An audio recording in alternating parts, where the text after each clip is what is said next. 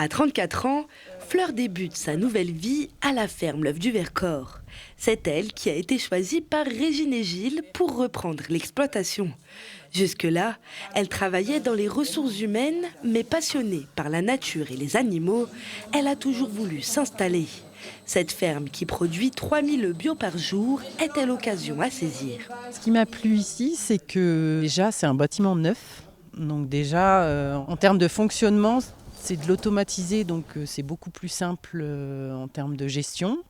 Il y a le cadre aussi, montagne. Moi qui adore la montagne, du coup ici ça fait un peu rêver.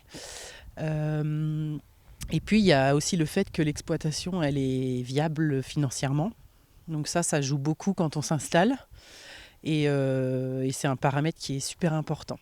Gilles et Régine étaient installés ici depuis 1984 pour élever des lapins puis des volailles.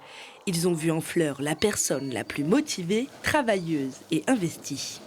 On avait notamment on a eu deux repreneurs éventuels, mais qui étaient plutôt des investisseurs et puis qui allaient mettre en place des gérants et tout. Nous, ça correspondait pas à ce qu'on voulait, quoi. Après, c'est tout.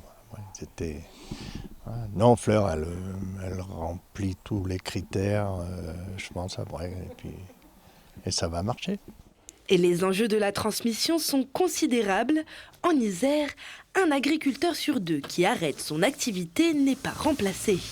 Alors, la Chambre d'agriculture accompagne propriétaires et repreneurs dans la mise en place de leurs projets.